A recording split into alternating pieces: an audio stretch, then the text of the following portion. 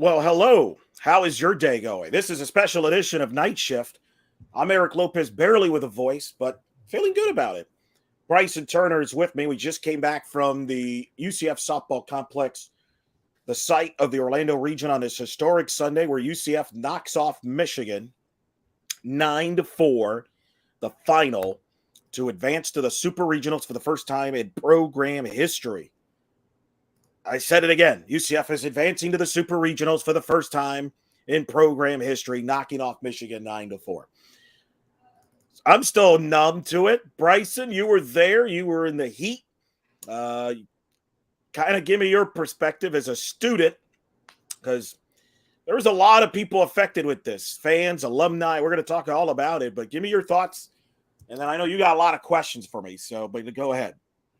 Yeah, I am extremely proud of this program. I mean, the fact that they made their first super regional in 20 years, which is not a very long time in the grand scheme of a collegiate athletic program, is extremely well done. I mean, the way that this team played against Michigan in both games was absolutely phenomenal, and they really deserve this. Honestly, the only complaints that I have to do with the facilities, as you can probably notice by my face right now. I got sunburned pretty bad during the course of the first game against Michigan, going the course of 11 innings. But hopefully some facility upgrades can happen so that way this sort of thing won't happen, whether it's some shaders above the bleachers or a larger press box, whichever works better. But overall, the fact that that's my only complaint, it just goes to show you how well done this first regional was for Orlando, for the Plex, and I'm extremely excited. All right. Tell the audience where they can put their comments in. Follow us on Twitter. You can also send questions to us here. We will address a lot of its stuff. But Bryson, you can tell them where they can find us. You can find me at it's Bryson Turner on Twitter, and then you can find Eric at Eric Lopez Elo, and of course you can find all of us from the Black and Gold Banneret at UCF Banneret _SBN, and don't forget to check out the Black and Gold Banneret YouTube channel for all the post game content you could ever want, including the filming the post game press conference from Coach Hutchins of Michigan. Yeah, that was pretty wild to see Coach Hutchins there in the regional. But look, obviously we knew what was at stake today. UCF knew they needed to win one game to advance to the Super Regionals. Michigan, who ended up having to play twice today, Mother Nature kind of playing a havoc with the schedule. So they had to push back the elimination game between Villanova and South Dakota State, which of course goes to extra innings this morning. Won by South Dakota State 5-4. That forces Michigan to play South Dakota State. Michigan wins. But you could tell Michigan was definitely not at 100%. And it was ironic. All the years I kept saying UCF had to go to Gainesville. They had to go to Tallahassee. Oh, can't get over the hump. Well, it's not easy. It's not easy to do it on the road. Not easy to do it when you are on the road and have to come out of the loser's bracket. And it was funny. Everything that Michigan had to go through, UCF teams in the past had to go through. And this was the advantage of hosting. And, to me, that was a turning point to host. That's what I kept saying. As long as they could host, it's a difference maker. And certainly the crowd was incredible. I don't know, Bryson, did we get a final number attendance-wise? Yes, I believe so. I'm looking. All right, you double check, look it up. But that crowd, I don't know what the number was. Probably undernumbered. Was incredible. There was not a seat to be found. It was like 90 degrees, and people were into it from the first pitch to the last. A lot of longtime fans were there, but also a lot of new fans were there, and they were a factor. And the players felt it. And I just think Michigan was up against it, but credit them. They fought. But this UCF offense scored the most runs in any regional final in the history of the program. Keep this in mind. All right. In previous regional finals, UCF, all right, they made the regional final in 2008, played 2 games in the regional final. They forced an if necessary game. In the regional final in Gainesville in 2014, regional final in Tallahassee in 2015, regional final in 2016, regional final last year in Tallahassee. You know how many runs they scored in all those regional finals combined? One. Today, they scored 9. That's the difference. That's the difference. That's the difference. This offense is the difference. And the way they could score in variety of ways. You know, Jada Cody gets a lot of the attention, Shannon Doherty. But look who was the star today among the many stars was Ashley Griffin, the freshman who couldn't find, to me, think about that situation, Bryce. Here's a kid that, had to learn through on the fly, certainly learning about Division I level pitching. And she crushed that ball. I think it was the 3rd inning to make it 4-0. She had 2 hits, drove in 3 runs. She was a star maker. Maddie Bejarano was the star of Saturday's win against Michigan. They just have different players that could step up talent-wise offensively. And balanced offense that could score in many different ways. And you saw that today with UCF and Bryson. That was the difference. They've always had the pitching, but now they have the offense to go with the pitching. And that's why they're now, get to host and they get to advance to the Super Regionals for the first time. Oh, yeah. I think that's honestly been the difference with Coach Ball Malone. I think this offense has done very well since she arrived.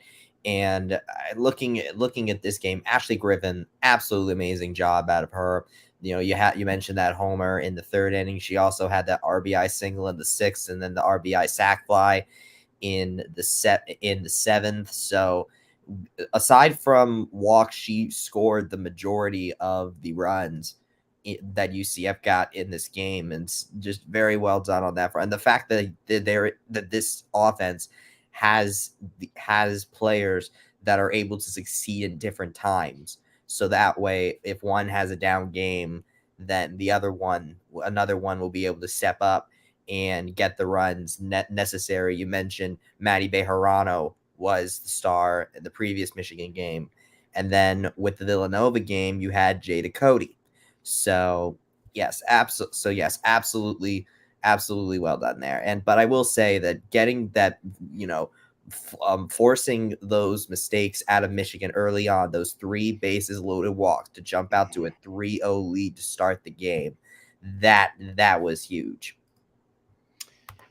Yeah, people are chiming in with comments here. As people are chiming in here, we're going to be a little while here. Steve B, congratulations to UCF and you, Eric. Thank you very much. I appreciate that.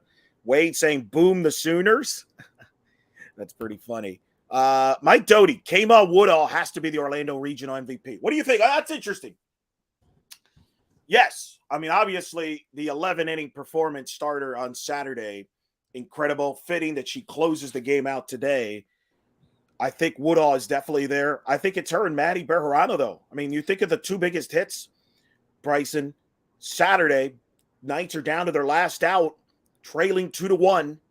Maddie Bejarano down 2 strikes, drills a base hit to right center. Michigan was playing her defensively, daring her to hit it there, and she did to tie the game up at 2-2, and then she hits the base hit down the line at first base in the 11th to win it. I do think Maddie Bejarano should get some recognition as well for regional MVP, but Kama Woodall certainly at the forefront with an iconic performance on Saturday, maybe the most memorable pitching performance that any UCF pitcher's ever had in a postseason game, especially with the stakes being on national television. 11 innings, throwing 181 pitches, and then comes back today and closes the game out for Gianna Mancha, Bryson. Oh yeah, Kama I think is definitely. I think when you just consider the 2 pitchers, I think Kama had the biggest standout performance. I think Mancha obviously did very well against Villanova, but that is Villanova. Woodall to step up the way that she did to end this game and for 11 innings in the previous game absolutely made her the standout pitcher of this regional, I think. Offensively, I think Maddie Bejarano is certainly there. I mean, she also got the first walk, the first bases loaded walk of this game, so she kind of got the train going for the Knights this time. But I will also say that Ashley Griffin probably deserves She was really good. Some stuff, some honor for that as well. I think it's between Bejarano and Griffin, because Bejarano, you had her in the winner's bracket game and she doing what she did. But then Griffin, of course, has her performance here that actually got the regional, champion, the regional title in the first place, getting 3 RBIs that proved fairly crucial, considering Michigan will be able to come back a little bit at the end. And I think that Ashley getting those RBIs helped keep Michigan at enough of an arm's length, so that way Woodall and Mancha would not get nervous, I guess, be able to, they wouldn't feel as much pressure as they otherwise would have. Hey, I'm good with all those answers. Griffin was fantastic. You're right. I mean, it really was, because you knew Michigan was going to be very careful with Cody and Doherty to some extent. So you knew they were going to challenge Griffin, and she made them pay. And you're right. Griffin had the big RBI double in the 6th inning on Saturday. They got the Knights on the board to make it 2-1. So that to me was incredible, to say the least. In fact, Mike Doty said Ashley Griffin's home run might have been the most impressive home run hit this regional. That's fair. I mean, that thing I don't think has landed yet, to say the least. Scott's Week in Sports chimes in. What a moment today for Knights Nation. Hopefully we keep it up next weekend against Oklahoma. Mark Johnson, an alum, as a proud UCF alum, this was a great day and a very fun weekend. Other question here. Does Kama's performance against Michigan in this regional make you think she pitches against Oklahoma? Well, obviously she's going to pitch against Oklahoma. I mean, I don't think that was too big of a deal there. Her and Mantra are going to both pitch against Oklahoma. I mean, quite frankly, you might see a lot of pitchers against Oklahoma that's try to slow down that offense. But I'm not going to worry about that tonight. I'm going to worry about today at all. So I thought it was tremendous. I thought it was cool. Had a lot of alums throughout the weekend. There's a video clip now UCF has put out where you see the alumni, some of the alumni there, they were hanging out today. By the way, UCF was the visiting team. How funny was that? That was by NCAA regional rules. And the alumni was all weekend. I mean, there was more, even others that couldn't make it today. They were there yesterday. There were others that were there Friday. I lost track of how many people there were. And that was a pretty cool moment when I saw the alumni allowed to storm the field and celebrate with the current team. I thought that was a pretty cool moment, as UCF's been celebrating 20 years of this program. And that was pretty awesome. I'll never forget that image. I would agree with that. That video, which had your call under it, if I magically. See, I was on the air. Everybody kept saying, "Oh, we can't. I mean, we wish you were calling the game." I was just on audio. So, but yeah, no, but then seeing the alumni rush the field afterwards. I love how spontaneous it all felt. Like they were all just kind of celebrating, and then they all just started going, and seeing that happen, and up in the press box, seeing that moment with you, Eric, was honestly just an amazing moment. Like the 20-year anniversary, like 20 years of this program, and you see the past and the present and the future, because the future is now, Eric, all celebrating right there on the Plex at this moment, this landmark moment in this program's history. Like it's honestly, it's indescribable, really. I mean, talking with I only talked with one of the alumni recently, in Stephanie Best, and even then, I could feel like the immense love and passion for this program, and I'm glad to see all of that pay off. It was quite the sight. Give me your thoughts of the post-game press conference. Coach Ball Malone obviously came on Woodall, Gianna Mancha, and Ashley Griffin. What stood out to you from the post-game? I think that one of my favorite moments from the presser is actually Gianna getting really emotional after someone asked her about what it was like seeing it all pay off, considering that she transferred from Boise State following Coach Ball Malone. She spent a year under the new head coach of Boise State before transferring to UCF, and to see how emotional she was to see that. She basically called just being there with the team and Coach Bear just a blessing. And I'm very glad that they were able to experience that. And Coach Ball Malone, one of the I think one standout for her, and I mentioned the past, the present, the future, and the reason I said that was because in the press conference she mentioned she said that winning the game, like, it didn't really hit her like what she had just accomplished until she saw the alumni storming the field. And she said this, and I think that honestly it's probably one of the best quotes of the whole thing was, "You say that you play for the past, the present, and the future, but to see it all come together, it's bigger than anything." Let's bring in another member of the media that was added a new job title to his resume here, which is, how would you describe this? You got to just hang out in my press box and just take weird videos of me calling games. Trace Trump, by the way, Sons of UCF Live, everybody. Sons of UCF Live, just off of doing our live show, Reaction to Softball. Good to see both of you again. Elo, thank you for allowing me to be in the press box and watch you work. I am amazed how many things are floating around in your brain that you pull out. I thought for sure that you had all sorts of notes, and you do so much of that just off the top of your head with your vast knowledge of UCF softball and softball in general. It was a pleasure watching you work, and I hope that Night Nation, those that follow me on Twitter, and those clips went viral at @Pez on Twitter, got to further appreciate your work. So what a weekend, guys. That was a fun weekend, yeah. For the record, Trace came into the press box, what was it, Saturday? UCF down 2-0. They make a comeback. You stuck around the rest of the way. The rest is history, as they say. It was all about the creative, and it didn't have anything to do with getting out of the heat and the humidity and the sun. There was no ulterior motive on my part at all.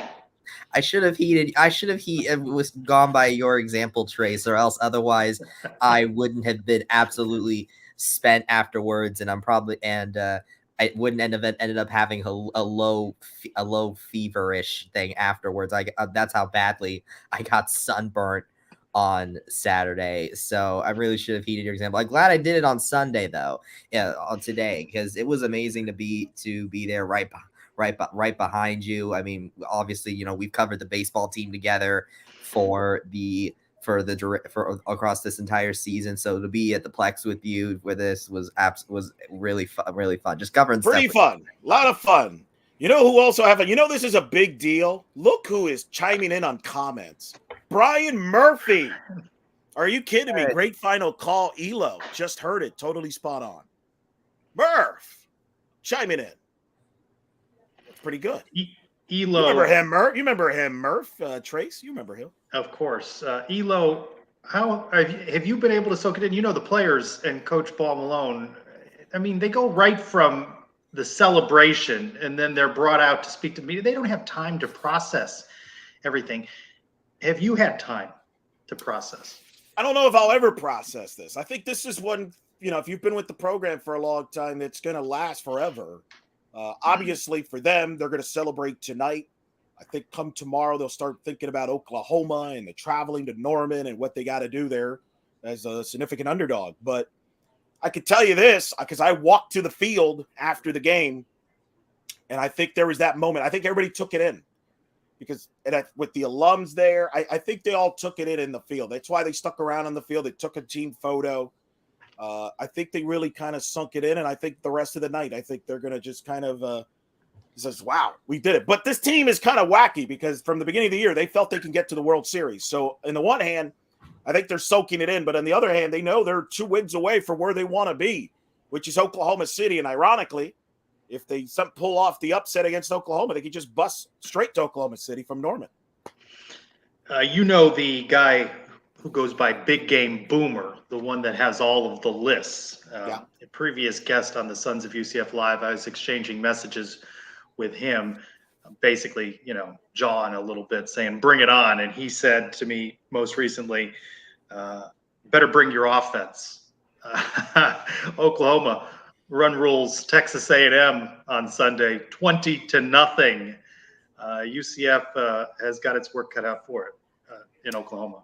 Huge. I mean, Trace, that's why I wanted to have you on, because you're like me. We're both kind of historians of UCF athletics. We both have followed all the sports teams for a long time. Bryson's a little younger. I think Bryson's lived in the era where UCF's like the heavyweight all of a sudden. Yeah. He just expects everybody to win everything all the time. Correct. I mean, I am very optimistic about it. I mean, okay, look, to be fair, I am older than this program is. So barely. It's one of those things where it's like I love that such a young program in the grand scheme of things is doing these things. And you talk about bringing the offense, Trace. What really astounds me about this offense is just how many of its playmakers are young. I mean, when you really think about it, Denali Shophawker is the only one that really stands out to me as an upperclassman on this roster from the offensive perspective. You have freshmen Maddie Bejarano and Ashley Griffin. You have sophomores Shannon Doherty and Jada Cody. I mean, that's four. You have Justine Molina, Michaela Macario as far as defense goes. I mean, this is a very, on average, this is a young team. And to see them accomplish this now, I mean, in my opinion, if Coach Ballmalone can manage to nail the pitching next season, because obviously Woodall and Mancha are in their final seasons of collegiate eligibility, then this could potentially be a golden opportunity for UCF softball to really flex its muscles on the national. Well, I got to tell you this right now. If you're a pitcher and you're going to be in the portal, UCF's a place that's destination. I mean, Kamal Woodall was 9-19 last year at East Carolina. Was an afterthought. And to her hard work and Sydney being handling the pitcher, she found something in Kamal, has turned it into just a co-ace pitcher. It's one of the most remarkable things I've ever seen in softball. You don't see that often, a pitcher that goes from 9-19 to being elite like Kamal Woodall has been. Now, part of that is the team she played with at East Carolina wasn't very good behind her.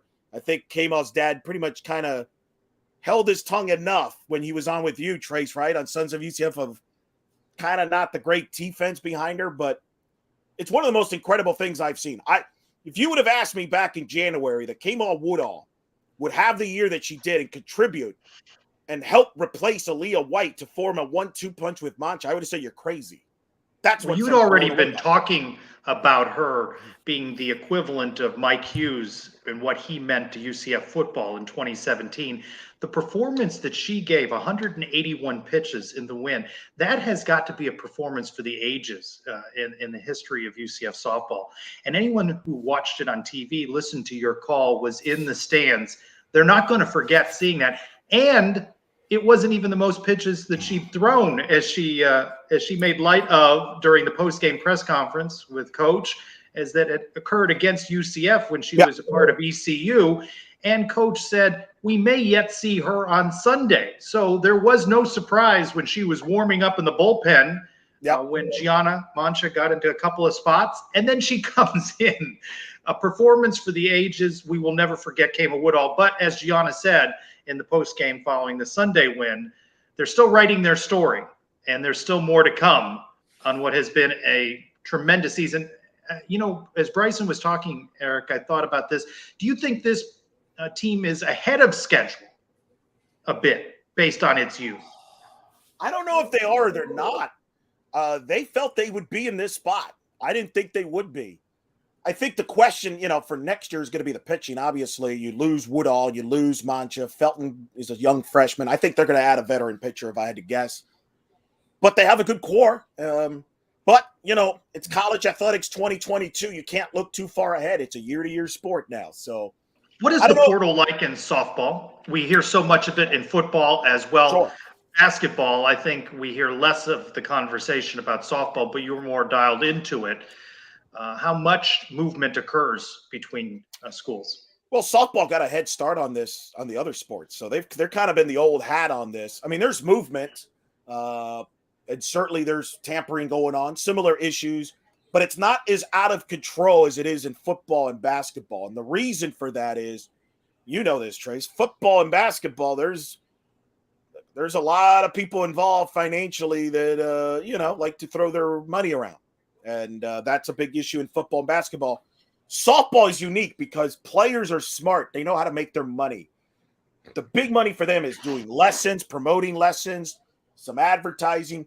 It's not necessarily, hey, I'm going to go to this school and make more money. It's more about what opportunities do I have for myself. And you can make that wherever you play softball. You just got to be at the right place, right time. So there is movement in the portal. There will be movement every year. But look, UCF wouldn't be here without the transfer portal. Kamal Woodall was a transfer portal. Janisha Rowe came over from Florida Gulf Coast. It doesn't have to be a negative tone. It's a positive because this team is not here without Kamal Woodall. You mentioned earlier I've compared it to Mike Hughes. You would agree. UCF in 2017 doesn't go win the national title, go undefeated if Mike Hughes is not on that roster, right? Like if Mike Hughes doesn't come to UCF late, which I believe was August, wasn't it? When he played. Yeah, it was late. It was late. It was kind of a late throw-in, and people kind of, revisionist history is like, oh, yeah, that was a big move. I don't remember. You could correct me if I'm wrong, Trace, because you were covering at the same time. I don't remember people thinking, whoa, that Mike Hughes guy just arrived. This is a big move. That was the final piece. Nobody said that. No. And it's the same And no one had that expectation of Kamal Woodall looking at statistics. But I'll tell you what, Coach has an eye for talent. Right. And she talked about that in a post-game press conference about seeing the toughness of Ashley, right, and scouting her. So she's got quite the eye for talent, and she saw it in Kamal Woodall. Georgia assistant coach JT D'Amico, when I spoke to him before the opener, Georgia and UCF play, told me that Sydney, because he coached with her when she was an assistant at Washington, that she's one of the best talent evaluators out there, that she could spot a player, and while everybody else sees flaws, she can see strengths that she can bring out of that player and hide their weakness. And I think Kamal Woodall is a great example of that. But credit to Kamal. She's bought into Sydney, and it's been a perfect marriage there. Can I ask you this? It got asked during our Sons of UCF special live show at 8 o'clock. I can't wait to see this show. I didn't even, I was celebrating, so I didn't know. But do you mind a little? Plug it. I uploaded the clip of your final call to Twitter, and then I sent it to my co-host Adam Eaton, so we would have that near the top of the show. In postgame, I was a little annoyed that Michigan went first because I was hoping UCF would go first. I heard the soundbite from Coach Ball Malone, and I ended a little bit early because I also had the drive back to Sanford. So before I left, I uploaded the soundbite from Coach, and then I hauled home. And Adam's like, you said we would go live at 8. Are you going to make it home? I go, no worries. I got in at 7:55, threw all the lights on, plugged in the computer. Boom.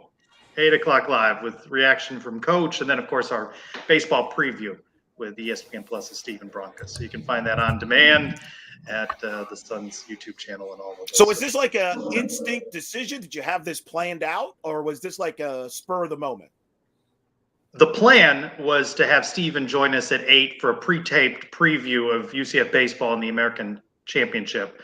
And then I was just playing things by ear. If UCF doesn't win on Sunday in softball, then we go to Monday, and we'd certainly talk about it. But then the euphoria, the win, and then I called an audible waiting for the players to come up to the podium there. And I said, let's do it live. Let's not pre-record it. So a little bit of fun on a Sunday. Live show. Hey, and then you asked me, hey, hop on. So I'm happy. Well, I didn't want to talk to Bryson by myself for the whole show. And although we got a lot of comments coming in here, this is pretty wild. But I wanted your perspective. Can we talk about weather? Yeah. So, boy, you've seen this play out in other sports. You know this. Weather in places like Tulsa, Oklahoma, and cold. You were up at Yukon and saw snow. So weather cuts both ways. But one of the benefits of hosting that regional, besides the comforts of home, the routine, the familiarity with dugout and practice facilities and the field, is that weather benefits UCF. The lightning delays, the weather delays, a team at the Nicholson Fieldhouse, some team was at Villanova, and some of their players, rightfully so, squawking about being stuck on a bus for hours. I think we saw Michigan wilt under that heat and that humidity. And they gave them all that they had, but maybe in a neutral site, somewhere else, maybe they have a different result. But there are just too many things going against Michigan. They did have a different result in Clearwater, actually. That was a neutral site game early in the season. Now, granted, that was nowhere near. It was not hot back in February. It was cold in Clearwater. Totally different conditions to what Trace is bringing up, though, because it was hot. I mean, I'm in the booth, and it was hot. I can't even imagine being on the field. And Michigan had to play the extra games. And, I remember. And do it today. Yes. They played a full game. Yes, full game, which thank you. And I'm sure they have all the expertise of nutrition and hydrating. It's hot. We live here, those in attendance. We live here. We're used to it. Bryson, you just talked, but you live here. You talked about feeling the effects of it. Saturday, you know how to prepare. They weren't prepared for it. You can't prepare for no. They didn't know they were going to play 2 games today and be stuck out at UCF during rain delays and lightning delays on Saturday.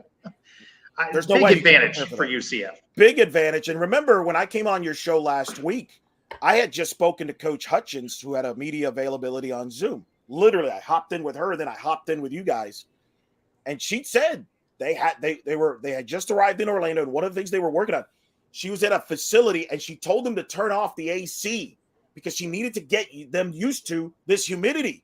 They're not used to playing in these conditions. They're up in the Midwest. I agree. I think it definitely played a factor, especially when they got in that losers bracket. I think it affected their pitchers. I think they wore down Storako and Bobian. And I think, and I mentioned it because people ask me, why is UCF wearing black? Aren't they hot? That's a psychological thing. That's basically them telling their opponent, we're wearing black. We're good in these conditions. We're going to let you wear white because you're still going to soak. You're still going to be hot. That was a psychological move, and it really paid off. But that being said, all of that happens because they stayed in the winner's bracket game. UCF could have, if they don't come from behind on Saturday. You asked me, I think, yesterday, where does that game rank? In my opinion, that's the greatest game in UCF softball history. It's the most important game in UCF softball history. Because if they don't win that game, I don't know if we're having this conversation. Maybe they still play. Maybe they come back. We'll never know. But it put them in this position. I think tonight, while it's a memorable moment, it kind of reminds me, I feel like the winner's bracket game against Michigan will be more remembered, kind of like the U.S. and the Soviets in the Olympics. And I think today was more of the U.S. and Finland gold medal game, where I think people will remember they were there, but they'll remember the last outs and the great moments. But that 11-inning game, people will be talking about forever in a lot of ways. To me, it's the softball version of the UCF-USF War and I-4 2017. Yes, UCF won the title against Memphis, but I feel like, Trace, more people talk about the South Florida game, don't you? Oh, certainly. Yeah, even now. Yeah.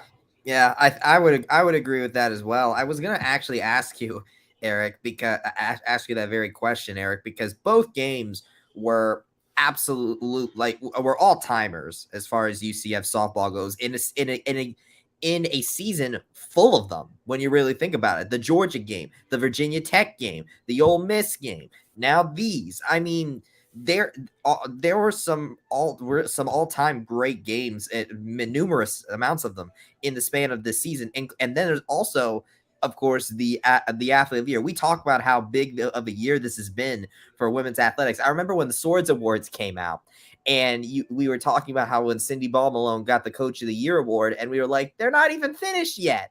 I think she's very much earned that award now. And as far as this team goes, I could think of 5 players that could easily deserve a female athlete of the year, not to mention all the other women in UCF athletics that this season. I think you're going to have to create some new categories like, incoming transfer of the year, because once you start putting all of these athletes in the same categories, it's going to be very difficult. I will just say this. If Coach Abe doesn't go to Georgia, she gets serious consideration for Coach of the Year, right? There's a lot to pick from in the women's sports here. This is the 21-20. Coach Boone with track and field, indoor and outdoor championships. Yeah. I mean, volleyball, lest we forget. Volleyball advancing in the NCAA regional. Women's soccer wins volleyball gets it started winning the regular season, gets to the second round by Todd Dagenet. You mentioned the indoor and outdoor track. Indoor and outdoor. That's a pretty damn run for Dana Boone there. Pretty women's basketball. I know people are, I don't know, it's a sensitive topic, I guess. I don't know. That was still pretty fun to win their first ever conference title, win their first ever NCAA tournament game. Even women's golf made the NCAAs. I mean, this is a strong year, one of the greatest years maybe ever for women's sports, which is ironic because the traditional sport, when people think of women's sports at UCF, you think of women's soccer. It looked like they were going to make the tournament. They kind of faded down the stretch. But Trace, I wonder now, are we seeing, is this a shift? Is there a conversion now where you're going to see more people following softball? And maybe that's the sport people think of now when they think UCF women's sports here? Because a lot of people watched UCF softball this weekend that have never watched them before on television. I think there were new people that went to the complex that have never been there before. They gained some fans. Definitely gained some fans. I think it puts a little pressure on athletics director Terry Mahajer because those fans sat in the sun and recognized the things that longtime fans have been going to games recognized, from scoreboard to seating capacity to being in the face of the sun. So stadium improvements will be something to watch. I want to go back to something Bryson brought up about scheduling games. I know you and I, Eric, talked that the California trip, what did you hope to get out of the California trip? What did you hope to get out of the Clearwater tournament, right? They exceeded expectations, and all of that scheduling prepared them for moments like they faced this weekend. It prepared them to host. 16th strongest non-conference schedule. They got the wins that they needed to host. And the committee, give them credit. I've been, negative on them in the past, but they did a heck of a job. And they gave UCF the opportunity to host, and UCF cashed in on that, right? Because it's one thing to host. What do you do with it now, right? Because now everybody's looking at you. It's like, all right, you got your wish. What are you going to do about it? And we've seen mixed success with UCF sports on that, right? Trace, we saw volleyball, unfortunately, in 2018, got to host finally, lost in the first round. You were there, I believe, for the Florida Gulf Coast loss. I know they weren't at full strength. You could speak more to that because you were covering them up close there. But then men's soccer, they cashed in. I'll never forget. I got to call the Cal Jennings golden goal in overtime to send UCF men's soccer for the first time to the Sweet 16 in program history in 2019. Softball here cashed in. And I think the program will change forever because of that, from a perception on, now for every year. UCF's not going to host every year. Let's be real. But every time UCF's in a bracket, people are going to be like, oh, snap. It's a game changer perception-wise. And you brought up the renovations. That's going to become a hot topic as you see COSAG advisor chime in. Mm-hmm. I had a cool rag, wet towel, bucket hat, baseball cap, and 5 bottles of water. And that's probably not enough of any of those things. You probably needed more water, more sunscreen, more towels. Yeah, definitely. Wade chiming in. Get us a new scoreboard. Where does the scoreboard rank in priority? Not number one. Well, let me ask you that, Trace. I do want to ask you both, Trace and Bryson, because you guys have a different perspective. Because Bryson, this is your first year being at the Plex. Trace, this was the first year you kind of came to the Plex. I mean, you kind of made cameos in the past, but a lot of times baseball's conflicting and stuff like that. From both your perspectives, starting with you, Trace, if UCF administration called you up and said, Trace, give us a list. What do we need to do in the list here as far as the Plex is what? Well, the addition of bleachers down the third base line, I think that would be fairly cost effective. I think it's a much more expensive proposition to add shade. You're familiar with Orlando City Soccer's venue and the overhangs that provide shade. I think that's a much more expensive thing. Scoreboard certainly needs to be upgraded, but would be below adding some capacity. I think adding capacity allows you to make $1 on those Florida home games or the Georgia home games and the sort of schedule that comes to town, so you can expand out. And certainly it's not a comfort feature for members of the public or the teams, but certainly, and this, the media setup just isn't adequate for the demands that come with hosting an ESPN, visiting radio, other broadcasters. And you might see more of that in the Big 12. But baseball had a John Giuliano, amongst others, step up to provide additional funding.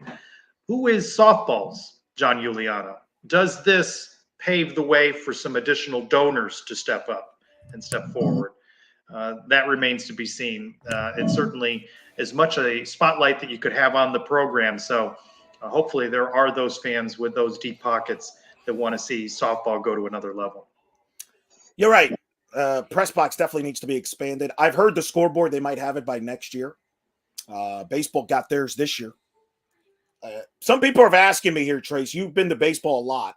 Some people saying redo, in fact, I'll put it up, redo the stadium for shade and seating. Some people are saying do some of the things they did for baseball. What are some of the things they did for baseball you think they could apply to softball? Scoreboard, right? Some of the enhanced audio. They have added seats and capacity, that upper deck some years back that puts them in a better position for baseball to be good enough to be considered to host a regional. They've added the capacity. I don't know how you adequately address the shade situation. You know the direction the stadium is facing, right? We're not rebuilding the stadium. We're not moving it around. So I think that's not realistic. I know people have asked me about that. Can they like just redo the whole thing new? No, I don't think that's realistic. I think you have to renovate it, but I don't think you can just start from scratch. And you need the dollars for this, but it isn't just about offering a head coach and the assistants more dollars. They want to be able to recruit. They want to have the facilities, and certainly things like the what do they call it? The aquatic. I call it the lazy river, but whatever, recovery cove. I guess that benefits all athletes. It's not just football. You'll certainly be able to see it from the softball stadium because it will face in that direction of the football stadium. But when you get to Big 12, and you know this, and for people who travel, if you're fortunate enough to travel, not just for programs like softball, but certainly football, when you're on a campus and you see other facilities, you know that UCF lags behind in those head-to-head battles with facilities. And when you get to the Big 12 and you know the programs in this league, I can't imagine that UCF's current facilities are going to rank too high compared to those other programs. I agree. But it took hosting a regional, I think, for people to realize that, right? Because Coach Ball Malone, I could say it, she could say it, but nobody really pays attention when you say, Trace, until a weekend like this where it's like, oh, so that's what you meant, right? Like it took hosting a regional. If you don't host a regional, people are like, yeah, whatever. It's not like you're going to host a regional. Well, now you are. And you're right. You're going to the Big 12, Oklahoma State, Baylor. They have great facilities. It's not an easy answer. I think the UCF staff, by the way, did as good of a job as they could do under the circumstances, considering, it was not the most ideal. You're right. The press box has to be addressed. I mean, if South Dakota State was playing UCF in the regional final, I would have actually done what Mike mentioned on his podcast, saying that I should do the game from left field. That's what probably would have happened because South Dakota State was going to use the booth on the radio side. So, but I think that's going to be at the forefront. And I think you bring up, people are asking about Coach Ball Malone. I know they're going to ask, could she leave and all that. I think it's about the commitment to the facilities. And Coach Ball Malone did tell us that has been an ongoing conversation with Terry Mahajer and the rest of the administration. So it's not like they're like hiding. This is an ongoing conversation that's been taking place. And Bryson, you've covered softball throughout the year. I think one of the most interesting things is just the different personalities. Coach has said different heroes every day. And you saw that play out all throughout the weekend. It just exemplified that point. And as this is an opportunity to expose UCF fan base to this program, there are moments where you can connect with these student athletes and really you want to cheer them on, root them on, and it puts a lot of people back in the stands next year. Oh, yes. I think that the story of Maddie Bejarano is definitely going to touch a lot of people because Eric and I knew this back during the beginning of the year when we talked to Maddie Bejarano about it. But today, the wider world has now discovered her story about how she plays for her brother who has Down syndrome. And so I imagine that is going to be a story, that a very nice inspirational story in the college softball world. And again, barring transfer portal stuff, Bejarano is slated to still be here for 3 more years. So I think that this team is really a team that the wider UCF community can really embrace. And considering we're in an age of the transfer portal, that's something that we need. And me personally, with the way that this team has the same thing that I think that Coach Abe had, where they have a very distinct team identity and something that they really buy into. And I think that it's going to take something very, very irregular to happen in order for them to transfer out, whether it's playing for your hometown thing or something like that. So I think that this is a team that they can embrace. As far and by the way, you talked about the facilities, and I'll tell you what. I don't know if this will ever end up being addressed all the way, but I think it's worth noting. Having the stands be metal did not exactly help things today from a heat perspective. It was a convection oven.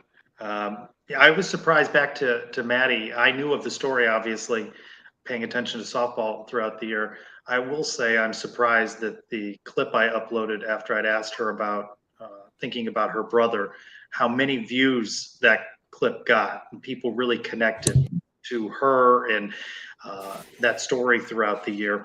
You know, we've talked about Kama, we've talked about Maddie. Interesting that we're not talking as much about Jada Cody, right? But her glove work Sunday, maybe some things go a different way early on if she doesn't make some spectacular plays defensively. That's the great thing about Cody. You know, she had the monster game opening against Villanova, 2 homers, 5 RBIs, first UCF player to hit 2 homers. That seems like a long time ago, though, Eric, after an 11-inning Saturday. Yeah, she was kind of quiet by her standards offensively, but you mentioned the value. She caught Mancha today. She caught the big strikeout of Burkhart. The ball goes into the backstop. She makes a perfect throw to first to get Burkhart to get an out. That was huge. She made a great catch near the foul. The area is behind the net as a catcher. Yesterday in the extra inning game, she's playing third base. She makes an over-the-shoulder catch, which was a top 10 Sports Center play. I think you saw Jada Cody, the all-around player. We focused so much on the RBI record. Tons of talk. She breaks the Stephanie Bress record, 19-year mark. But I think people saw this weekend what an all-around 5-tool player she is. She can win games with her glove just as much as she can win with her bat. That's what we saw from Jada today, because Michigan did a great job pitching on her. They were careful with her. I think Coach Hudson, they know what they're doing. They said, we're not going to let her beat her. We're not going to let her beat us. We're going to let others beat them, and that's what happened. I think the way they were very careful in pitching with her, and they were tremendous. They were a factor, to say the least. They were pretty. She's a factor even when the offensive stats, quote unquote, don't out. Now, here's what we need right here. Katrina Jensen, I would like to donate $10 million for renovation. There you go. Katrina, call Terry Mohajer. Seriously, why are you telling us? Make it happen. Get the stadium named after you, John Juliano style. Trust me, don't name it. Don't name it however you want. What is Jada's best position, in your opinion? The beauty of it is she can play in a variety of roles, but if she only played in one position, where would you play her now? And now without Gianna there, how much time do you think she continues to log at That's catcher? a great question. It's a good question. Griffin's young, freshman. I don't know what they have coming in as far as catching's concerned, but I personally think she's great at third base. But the funny thing is, Kennedy Searcy's developed to a great third baseman themselves. So they've allowed Cody to play some left field, which she said was a dream of hers when it happened. It was kind of hilarious. I think she's phenomenal at third. I just think she's great. But you have Kennedy there as third, and she's turned into a heck of a catcher. She's one of the first, only a couple UCF players ever to make all conference in 2 different positions. So as long as she's on the field, my only concern with her catching so much is, you get beat up a lot. And for me, I would rather protect her more, but she likes catching. She loves catching. And so what are you going to do? And she's a weapon. As you saw, she's a weapon there. I think it's really I think, honestly, I don't think we're going to now, barring she actually has it creates a bond with like Felton or Jewel. I know that doing the story about Jada, I learned about how they went to Stephanie Best's Pro Swings facility to work out, to train together during the summer. And so I feel like that's sort of, if she doesn't form that sort of bond with another pitcher, whether that be a transfer or Caitlin Felton or Grace Jewell, I don't think we see Jada Cody at catcher nearly as much. Like, I think we could, like, we've mainly seen her at third base and catcher, and then maybe a smackerel of left field. I think that that's going to shift, where instead you're going to have Jada play much more at third, maybe a little smackerel at catcher, depending on what's needed. We got to see what the roster looks like. Here's the thing with her. She can fit a lot of pieces, so she can move. She started a game this year at second base. People forget that. I mean, she can play anywhere. She's just incredible and still young, still very young. She has a chance to chase down some of Stephanie Bess's records, which is kind of crazy to say. But of the three of us, no disrespect, Bryson, but I would say, Eric, you probably know more about Oklahoma than either Bryson or I do. How do you beat Oklahoma? How do you win 2 out of 3? Can it be done? That's a great question. That's the question that the entire softball world will be asking. And I was what every team remaining is asking themselves, how do you beat Oklahoma? And UCF gets the first opportunity in the Supers. Texas A&M tried, had a good first game, 3-2. Not so much the second. Do you know much about that 3-2 game at this point? I know you've been so involved with the UCF coverage. Right. Well, I mean, A&M has a good team. Herzog, the pitcher, held him to 3 runs. Here's the big story with Oklahoma. I actually cover Oklahoma on in the Circle podcast. I'm at the Patty Gasso weekly media availability, and I do other stuff. Their situation's interesting. The big question for them is Jordy Ball, their ace pitcher. She did not pitch this regional. Nobody knows when she's going to pitch. So you have Hope Troutwine, Nicole. What's the nature of her being out? She is going to be the freshman of the year. She's the second or third best pitcher in the sport. I mean, but why has she not played? Why did she undisclosed injury? Nobody is saying. There's a lot. You mean the Georgina Korick undisclosed? Yeah, a lot of innuendo. A lot of innuendo there. So I'm not going to say what it is. There's been speculation. That will help. Season ending speculation. Some people are wondering. Yeah, some people are wondering if she's done. We don't know. Nobody knows. We'll see if Patty Gasso addresses it next week. Probably not. Probably not, especially if I'm in the media availability. But here's the thing. So you have Hope Troutwine, Nicole May. There's a lot of, especially Troutwine is kind of we don't know what she'll be like in the postseason. If you're UCF, you're going to have to score runs because as good as your pitching How many per game? How many is going to win? I think they're going to have to score 4 or 5 in a minimum.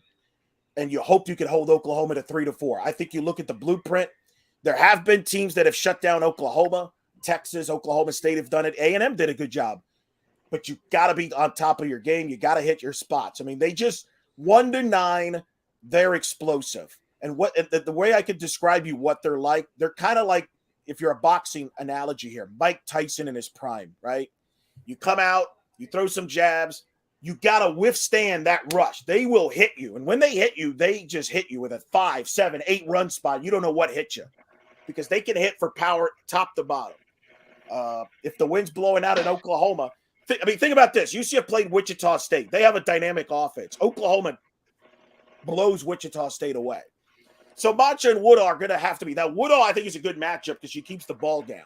UCF's got to be good defensively.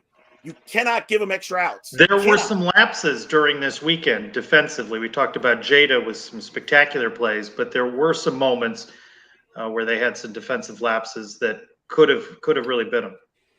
Exactly. If you do that in Norman, you're going to get beat. They'll take advantage. And, Oklahoma is so patient. It's a tough offense to slow down. But UCF has to put pressure on Oklahoma. Where teams run into problems is, you get shut down by them, and then Oklahoma just scores in bunches, and now you're digging yourself out of a hole. And then psychologically, you just look beaten down. And I think that's what happened to A&M today. I could tell that game just got out of hand. I mean, they're frightening. I was trying to ask you this earlier, Trace. What are some of the bigger – I'm trying to think of sporting events where UCF in any sport were a huge underdog. Obviously, Baylor in the Fiesta Bowl jumps to mind. I don't think they were a huge underdog to Auburn at all. I mean, I know they were an underdog, but they were not a huge underdog. But this is Baylor, probably bigger. It's bigger than – Duke was a big underdog. Basketball. By the way, what is it about all these UCF teams? We always get paired up with legendary coaches and programs. What's that about? Would you say UCF Georgia the Liberty Bowl? No, Georgia's No. 6-6. That was No.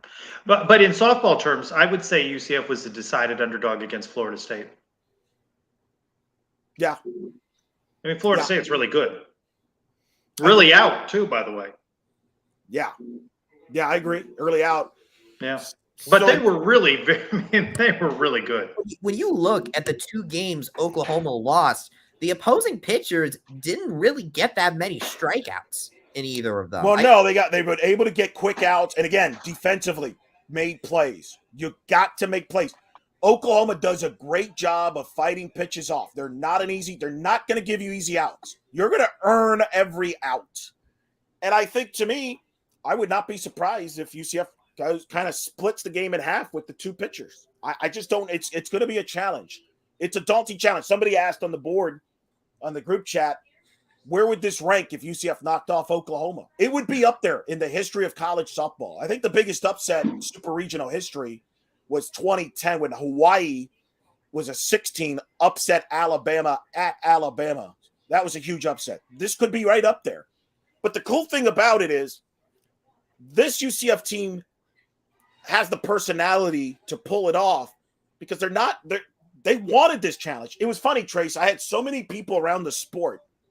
This was a hot topic the last few weeks, saying that we don't want to be the 16 host site. We don't want to be the 16 seed. We rather travel and be on the road than play Oklahoma. There were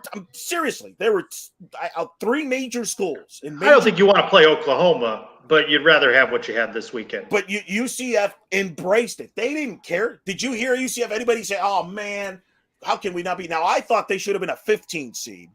But let's be real. You're the new kid on the block. Of course, they're going to throw you as a 16 to Oklahoma. They embraced it. They wanted this opportunity. They want the challenge. They're not going to be afraid. They've been battle tested.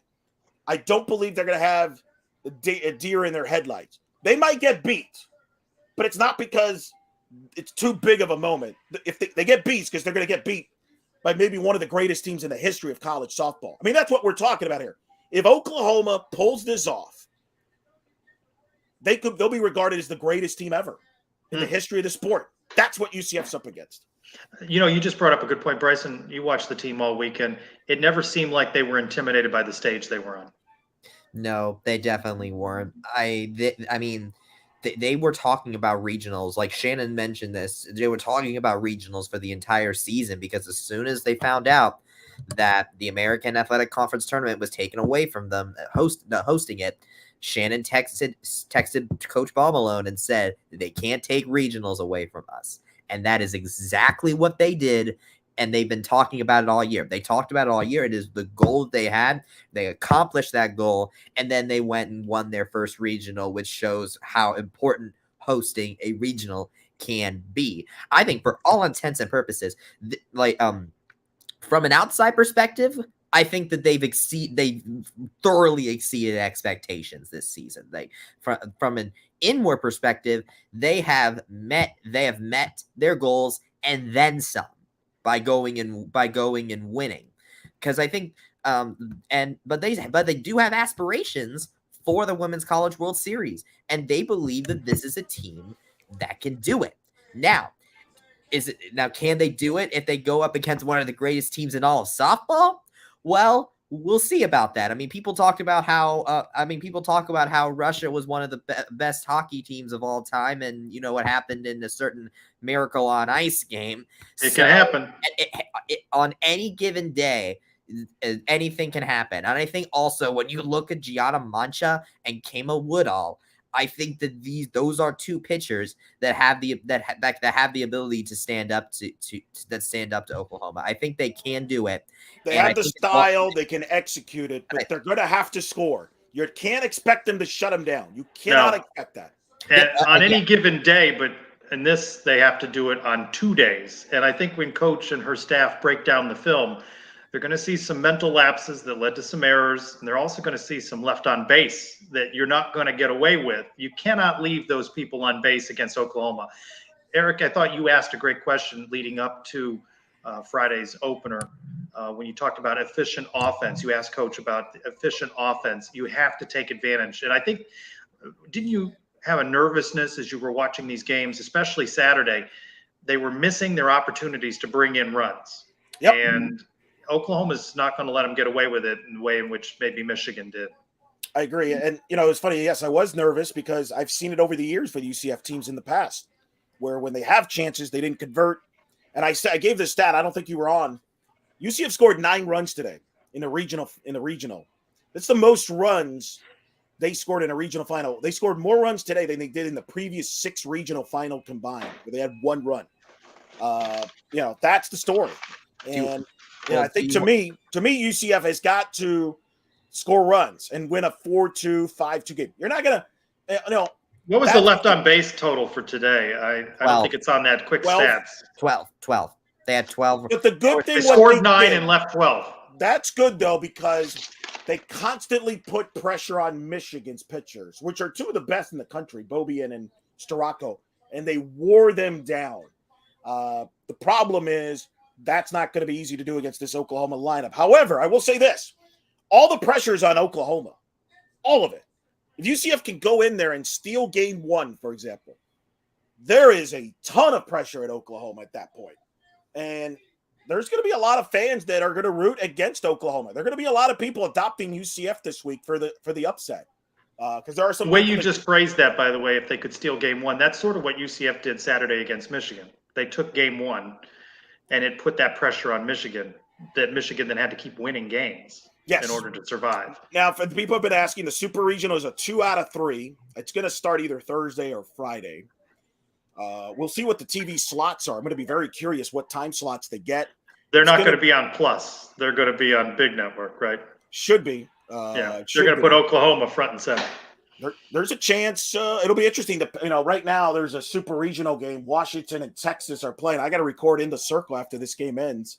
We might get the TV schedule after that's done. I mean, they're going to get a good slot because Oklahoma is a draw. In fact, it'll be interesting if, one of these super regionals may end up with an ABC game. Could it be UCF and Oklahoma? Boy, wouldn't that be an exposure for the school, which we kind of forget about this. We always focus every time football or basketball is on TV, how it's great exposure for the school. We tend to forget when a program like softball is making a postseason run, that's still good exposure for the school, isn't it, Trace? Definitely. It's a couple-hour commercial with the appropriate spots advertising the university, and there will be all sorts of articles and media generated all week. And hopefully those stories that we're familiar with, Maddie and all these different stories, Jada and Kama's performance will, cut through the clutter and make some news as well. I have appreciated being with you guys all weekend, and Eric, I'm very happy for you, a longtime veteran of this program. I hope you have enjoyed every moment of calling it. Again, I thank you for letting me share in that moment with you. And it has exceeded expectations this year and puts a cap on, again, for women's athletics at UCF, a tremendous year. And I don't envy you guys when you're sorting through nominations for your annual awards. I don't know how you. Bryce is going to be working late. Yeah, Bryce is going to be working late hours with nominees and all that. That's his job. We're not even done yet, by the way, because track and field is heading to the NCAA prelims soon, and so we have Renaya Jones, Latasha Smith, and company still to perform on the national scale as well. I like how he drops Renaya. He mentioned to me he ran into her today at softball. He just name drops Renaya, his best. That's his go-to. I'm sorry, but when you really think about all of these larger than life athletes on this campus at one time, Mackenzie Milton is not like a student here anymore, and yet we've been getting some of these more like large figures in terms of women's sports. McKenna Melville, Renaya Jones, Jada Cody. And Latasha Smith is really starting to make a name for herself there. By the way, how are you going to include? It's insane. How are you going to include former athletes like Diamond Battles on your awards list? I can't wait. Can we get you two to work? Maybe we should just get you two on and just debate the nominees or something. I don't know. I can't wait till you include. All right, real quick, Trace, before I let you go, Craig Bullock, longtime radio guy, I know really well. it's important. He says it's important for Terry to sit down with Coach Ball Malone and prioritize everything. Definitely. She has to be in the big part of the decisions being made. You agree with that? 100%. And I would hope, I don't know, I would hope that is Terry's approach with every coach and coaching staff about their respective programs. Certainly with Coach Cindy Ball Malone and her staff, certainly, definitely, because that's part of the story that he and his staff have to tell in recruiting donors to step up and get things like the new scoreboard and shade and more comfortable seating. I like, by the way, in the comments, your donor that's giving you $10 million, and thank you for that. That's news you can break right here on the Night Shift Live. But she wants air conditioned seats too, just like some of the cars come. I think for $10 million they can make anything happen. I like the dome idea. What about a dome, a retractable roof? Kind of like they do it. I think Northern Iowa plays in a dome during February. They borrow. Oh wow! Yeah, that's a Midwest thing. Yeah, a dome. Yeah, they use the football stadium. They play during the first because they can't play games in February outdoors, so they play a tournament at the football stadium up there with Northern Iowa, up there in Cedar Rapids. You know what? I remember seeing that earlier this year and how funny it looked. But yeah, I remember seeing that inside. That's correct. On that. All right, Trace, tell the audience again where they can find your work. And obviously, Sons of UCF, Adam, of course, him recovering from a heat win, too. And Mike, and tell Mike, I hope Mike's happy, right? Like, I don't need, like, more. He's happy about the heat. I'm not sure he's happy about the Florida Panthers. No, he's not really happy. Totally. Sons of UCF, you can follow the podcast that Adam and Mike do wherever you get your downloadable content. At Sons of UCF on Twitter. I'm at SignPez on Twitter. And of course, Sons of UCF Live, typically Thursday nights between 8 and 9. And of course, you can follow our YouTube channel. And after you've finished watching Night Shift, go back and watch our 45 minutes that we did with softball and baseball earlier today on a Suns Extra. So I thank you guys for inviting me in. Always happy to have you, Eric. Bryson, at some point, we'll have to have you on the Sons of UCF Live. I think you're the only member of the team that hasn't. We've had Kyle, we've had Andrew, we've had Jeff, we've had Elo, so we'll need to get you on. I like the synergy between our brands. I don't think of it as competition. I just think of this as all part of why we love covering UCF. So it's good to work with you guys. I really appreciate that, Trace. Thank you. Yeah, just let me know. You guys might do some stuff from Clearwater for baseball, maybe. They'll down the stretch. Oh, by the way, that's going on too this week. Is that going on simultaneously as the Super Regional? Because if it is, I think it depends how far UCF goes, but the answer to that may be yes. Oh, I might just have to fire up my Apple TV so I can watch them both simultaneously if they're on at the same time. Young people, Apple TV. I just have the old cable box. All right, Trace, take it easy, man. Hey, thanks for all the work this week, and thanks for helping out. Thank you. Thanks for having me in the booth with you. Take it easy. Trace joining us here. Unbelievable. Awesome there to join us for a while. Man, we ran by an hour. That was quick. Let's go through some more questions before we kind of wrap it up against here. Steve B is a Sooner fan chiming in. UCF has a chance against my Sooners. They're scrapping. It's going to be a great series. I hope you're right, buddy. I agree. I think UCF, they're the type of personality that has to go into Norman where you're like, whatever, what is this? No big deal. I think they're not going to be, they're going to be ready to play. And we'll see what happens with the world there. And Sam Unger, hosting and winning has been huge for UCF in the softball world. Absolutely. I agree with that, Sam. Let's see. We got Jessica Sheldon. Love all your shows. Thank you. Appreciate that. It's pretty remarkable. I mean, these are big numbers we're getting, by the way. Lots of comments. Usually, I feel like we're doing a UCF football post game, don't we, Bryson, with all these comments and questions? Yeah, it really does feel like that. By the way, I have the quick answer for Mike Doty's question of would this be the first meeting between UCF and Oklahoma? I am looking at the media guide right now, and yes, this would be the first. According to this would be the first meeting between UCF and Oklahoma. Interestingly, UCF has played Oklahoma State 3 times, once in 2007 and then twice in 2009. Another first. And who knows? Could it be in a couple years? These two teams could be conference mates for at least a year, maybe. Who knows? I mean, the crossover potential is very interesting. Look, just because the UCF football team and the Oklahoma Sooners football team might not share the field in a hypothetical time that they're in the Big 12 together, Oklahoma still has plenty of other great athletics programs to face off with UCF in softball. king among or queen among them.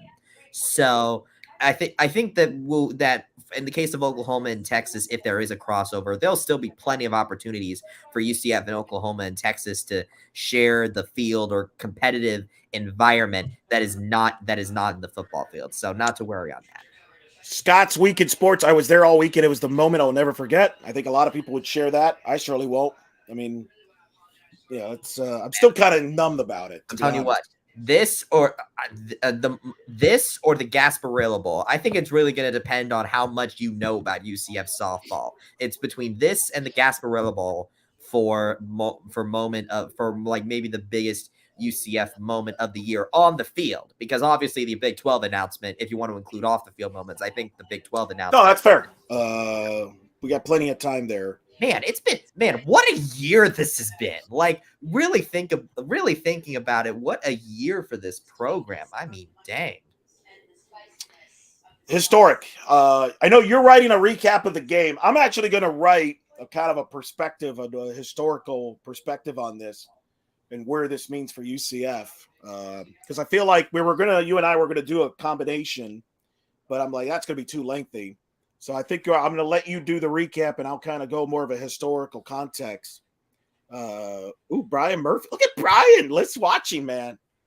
Is UCF softball playing Oklahoma be like UCF men's basketball playing Duke in the NCAA tournament? It's going to be similar. I mean, Zion Williamson was a star player was the star in the face of college basketball. Jocelyn Allo is the face of college softball. Duke was now the difference is Oklahoma was the best team in the country. Duke was not, but it's similar. And it's funny, Brian, if you're watching yesterday's game against Michigan, I was nerves, kind of like you were in that Duke game when you covered it up in there. And man, hopefully UCF can give a classic performance and pull the shocker. But that's not a bad comparison. UCF and Duke. I think it is. Hopefully we the Elite Eight. The tip-in hopefully will go in this time. That's the hope. That would be inspirational. And I think it could be, by the way, we'll see what the TV slots are. This will be the most watched non-UCF football men's basketball television event ever. It's like gonna this upcoming one to the Michigan. Yeah. Oklahoma. I mean, we'll see what the Michigan numbers. I think that'll do well, but I don't think that'll be as big nationally as the UConn game. The UConn numbers are very. Brian, thank you. Excuse the terrible grammar. It won't be as big from a national number as UConn and UCF women's basketball, but that's a very misleading number because, well, only everybody in the Northeast watched. I'm talking about like the Orlando market. I think this is, from what I have been told, it's been doing very well. So, but yeah, I mean, we could go with the Duke UCF men's basketball comparison. They don't have the coaching storyline like they did in basketball with Dawkins and Coach K, but that's up there. You're right, because UCF was a big underdog in that game and nearly pulled it off. And I think this team could do the same.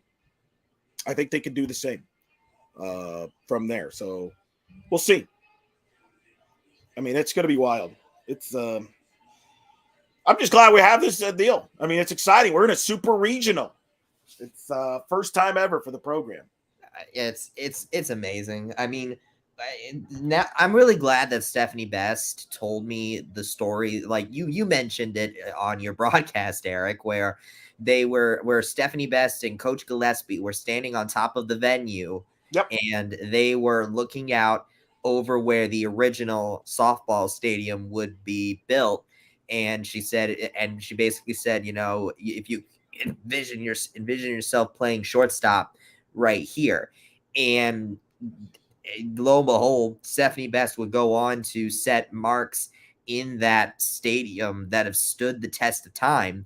Yet one of those marks fell this season to Jada Cody. And of course, and this is actually a very interesting question, Eric. Do you think that Jada Cody is the first player of a Stephanie Best caliber since she's been here? And we're talking about like a position bat type scenario. I think obviously there's been plenty of amazing pitchers to have come through here. But as far as from an offensive standpoint, do you think that Jada Cody might be one of the best UCF softball player to come through this program since Stephanie Best? It's a hard question, right? Because like Natalie Land just got inducted into the UCF Athletic Hall of Fame, but she was a different style player. She was more of a line drive gap hitter, steal runs, leadoff hitter type. As far as power and run producing and athletic ability, yeah, I think Cody's the best one since Best. Yeah. And there's been some other good ones, McCloskey, Urard. But as far as the dimensions, yeah, I think Cody's right there. I think she's right there.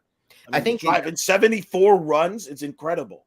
Yeah, I think honestly, the fact that it took a best caliber player but then given her having her have a supporting cast like she has, I think that might have been the one thing that best teams didn't have, which was a supporting cast. And it's understandable, because it was a brand new program. Yeah, literally the program started. Yeah. So I mean, they really struck lightning in a bottle with Stephanie Best to start out with, but now you go into here and you have a Stephanie Best caliber player like Jada Cody, and now that the program has built some more prestige, you now have a much larger and capable supporting cast around her that on any other team would probably be their number one person.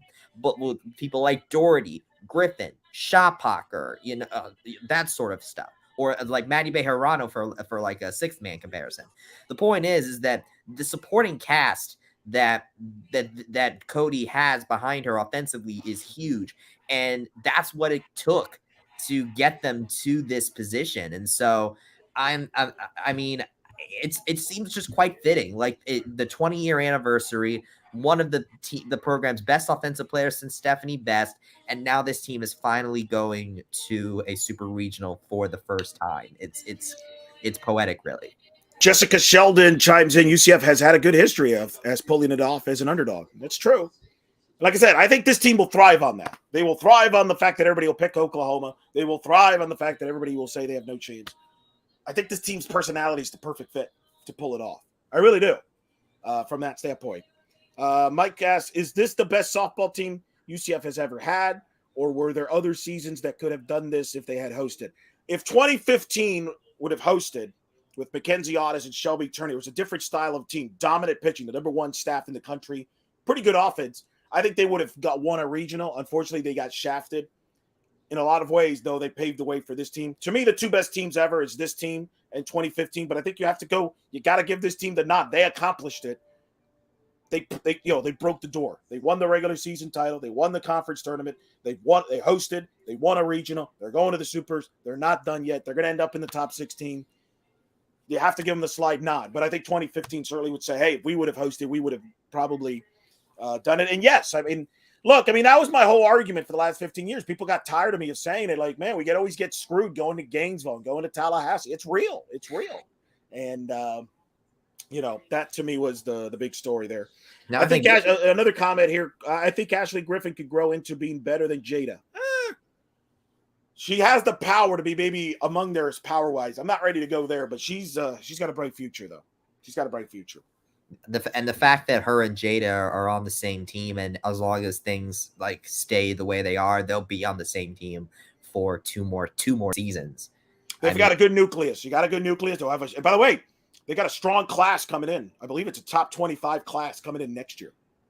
So I think this is the beginning of stuff, and I really do believe, and you were out there more than I was. You were in the stands from time to time.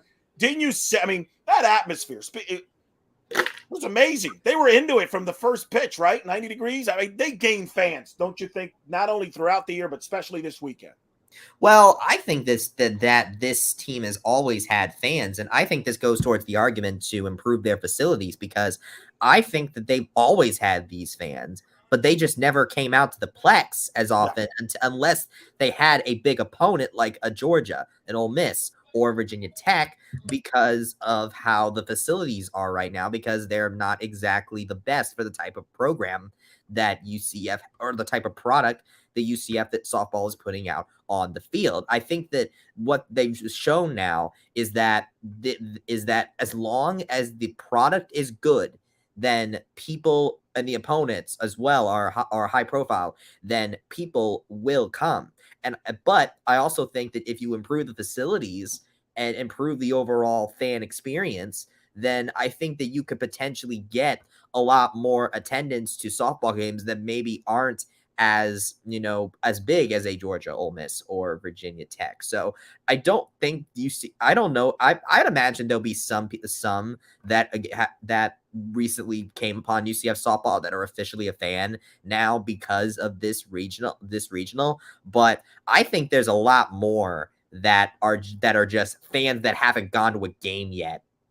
And that finally went to one because it was such a big deal that even though the facilities aren't the best, they couldn't not go. Well, and I get, it probably helped too. A lot of people that I guess didn't like the ESPN Plus broadcast this weekend. I guess I heard a lot about that. And again, I'm going to clarify: ESPN runs the NCAA tournament. They bring their own broadcast people for the tournament. That's why I was not on the ESPN channel like I normally is in the regular season on ESPN Plus. I was calling the game on the Twitch side. We'll probably be doing that again here for the Super Regional. Very excited about that. I won't share more details. We're still finalizing that. But, man, I agree. I've always said that the softball fans are there because you're right. Look, it's hot. People find out it's hot, not easy to go there in the daytime. And we've been fortunate. Our numbers watching the games have been big. And I've always said softball could be the sport. I feel like, Bryson, you tell me if I'm wrong, you're UCF fans, I think, love outdoor sports, right? You live in a beautiful city in Orlando, beautiful weather, football, atmosphere. Softball is, to me, the women's sport version of football. It's intense. There's passion. There's emotion. There's drama. I mean, you had it all. And I thought you saw that this way. There were a lot of fans tailgate, left field lounge, right? Only in softball. I mean, the fact that there wasn't I was like, how the heck did they decide to put standing room there? Because I barely saw anyone in that standing room area. Why you go and pushing the alumni back for a standing room that you basically don't use? Well, especially what happened was a lot of people just moved around during the game. That's what happened. They were moving around because, hey, it's hot, and moving around. They were there, but they moved around. We never got an attendance number. I'm not happy about that. There had to be 1,500 at least.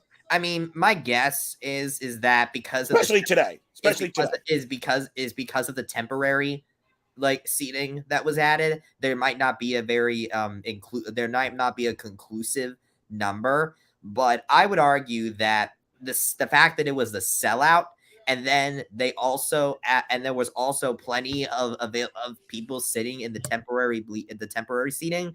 I would think that I would have a 75% certain that this is probably the most attended. Today's game was probably the most attended UCF softball game in the history of the program.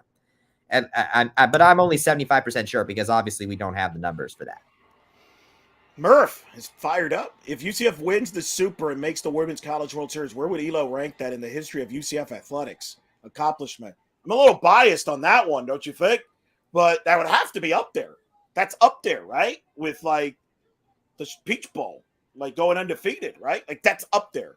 I can't think of anything else. I mean, if you mean on field, then yes. I mean, yeah. But if you want to say include off field, then the Big 12 announcement. Obviously. No, he's talking about accomplishments. I mean, making the Big 12. I mean, getting invited. Yeah, but that's not you got picked. I mean, that's not hey, you achieved this. Congrats. I mean, he's talking about on the field accomplishments, not saying, hey guys, you want to join our conference? Great. Yeah, I mean, to me, football-wise, obviously, the Peach Bowl is up there. I mean, this would have to be number one. If you take football out of it, what's top? There's no way. I mean, that's the grandest stage. Plus, you would have knocked off Oklahoma, which would have been huge. See, thank you. Murph just clarified on the field. See, Bryson, why are you, come on. Well, I'm sorry if Murph isn't being specific. I thought he was. I read Murph well on that. No, it has to be number one. Call me a very literal. Has to be number one. I would have to be again. Now, obviously, the Peach Bowl, the undefeated season's up there, but it's bigger than anything basketball. I mean, if the Aubrey Dawkins tip goes in, Murph, that would be up there too. By the way, archive that podcast. It was one of my favorites. Me and Murph revisited that Duke game. If the tip in goes in during the Sweet 16, that would be right up there. But it's right up there. Yeah, what's really interesting to me, Eric, is that I'm looking. I found this tweet from Todd Dagenet, the UCF volleyball head coach, earlier. And he said this. Let's take 1 second to sit back and appreciate what Coach Ball Malone and UCF Softball has done in such a short amount of time. Go back and look at how many teams have started where she did and now playing in a super regional on the grandest stage in 4 years. Like, really think about that, because Coach Ball Malone got here in 2019, meaning that this is one of the first classes, I think, or one of the first teams that is almost entirely comprised of her recruits. Like Shoppacher was one of the last ones that was recruited that was under the Gillespie coaching staff. And even Shannon Doherty was initially recruited by Gillespie. Granted, obviously she did get in front of Ball Malone and convinced her to keep her, but this roster might be the first true one to really have all of Ball Malone's, I guess, stuff. Like, how we say you always give it a couple years to let the new coach bring their people in roster wise. And I think that we saw that from Coach Ball Malone this time, and the fact that it worked so well, so quickly. Like Trace mentioned, that Ball Malone is a really good spotter of talent, and I think that she's shown that. And if I am Terry Mohajer, I really would not want to let this one get away. I really don't. I think, in my opinion, it would be a much more damaging than Abe leaving, I think. Wow. Expand on that. Expand on that one for me. So the difference is that Coach Abe, I think, took an identity with her. Now, depending on if Coach Messer can establish her own identity, who's to say? But the program was absolutely gutted when she left. With Ball Malone, if Ball Malone were to ever leave, I think that it would be one of those scenarios where UCF would be considered a power in softball, but yet underachieve from what a power normally does. Ball Malone, in my opinion, Ball Malone's ability to spot talent is a huge asset, and I think we've seen that now, considering the young players that she has on the team. And I think that losing that would be a huge detriment. And you look at what happened with, like, Coach Gillespie had a pretty not exactly had her best year at Iowa this year. I think I saw they had a rebuild year this year. Exactly, and all that, exactly. But what I mean is that when Ball Malone is really on it, she is on it. And I think that considering that Mohajer, ended up letting Abe walk away, or Abe ended up walking away because Mohajer couldn't match the amount of money that she wanted. I think that if you end up doing that again, but this time with Ball Malone, it's basically the same thing but worse. And I think that, and I think you don't want to let that happen. Well, especially there's more interest in the softball program than, quite frankly, there was in women's basketball. I mean, you were there at those women's basketball games. They never drew what softball has drawn. I mean, you're the perfect person. You're neutral at this. You covered both. Exactly. Yeah. Softball draws more people. Mike Doty actually said that Danny White, for who he hired at UCF, could be argued as the best AD in school history. Okay. I think that as far as ADs go, I think that Danny White is the best in terms of coaches hired. I think that the argument is definitely there. Now, based on other aspects of the job, I don't think so. For one, I mentioned this on a previous episode of the Black and Gold Banner podcast. People love Terry Mohajer. Like, people really love this guy, and I think that as far as his interactions with the program, I think Terry Mohajer is going to. Obviously, we need to give him more time. Well, yeah, I don't think you can compare those two. I mean, Danny did a great job, and I think Terry will do a good job. And I don't think there should be comparisons. I mean, that's Danny done a great job. By the way, though, Danny White, Tennessee knocked upset in the regional, so go figure on that one. But anyway, that's the story there. But we'll see. we'll see, folks. We got a lot of time. We're going to have more programming this week. We're going to figure it out. Bryson's got to finish his article. Be on the lookout for a recap of this historic day. I will have a column up on what this day has meant to UCF. That'll all be on blackandgoldbanneret.com. I got to figure out what I'm doing. I know people are asking me what I'm doing this week. Where am I going to be? I don't want to comment on that yet because, quite frankly, I don't know. I don't know what I'm going to do yet. But I can see a scenario where we might do a night shift maybe after the Super Regional games, depending on where I'm at. And Bryson might be in Clearwater or he might be covering baseball. So we might do a little combo there. We'll see. I got to figure out where I'm at first. Yeah, same here. I mean, zip codes which zip code I'm at will determine a lot of this stuff. But I will be I will more than likely be broadcasting one way or the other, and I'll just leave it as that. I mean, look, we have 3 sports left playing. Four if you want to count Marie Mattel, who by the way, all right, what do we say? What do we say? No, so the point is that the amount of sports left that in this athletic season is winding down. But I mean, the good news is that the quality of it is going to be going up because we have a softball super regional. We have a tennis player in the NCAA singles women's championship. We have track and field heading to the NCAA East preliminary. And then we have baseball going into the conference tournament where the whole thing's basically up for grabs. So this is going to be a loud ending to this athletics year. And I am extremely excited to bear witness to it all. All right. So keep it on blackandgoldbanneret.com. For all the latest. Well, where can they find us, Black and Gold Banneret, Bryson? You can find me at It's Bryson Turner. Wait, can you promote the brand first, then you? Come on. Okay. So you can follow all of us at the Banneret at UCF Banneret _SBN on Twitter. Don't forget to also follow the Black and Gold to subscribe to the Black and Gold Banneret YouTube channel to get the post game content that's where it all resides. And then you can follow me at It's Bryson Turner on Twitter, and you can follow Eric at Eric Lopez Elo.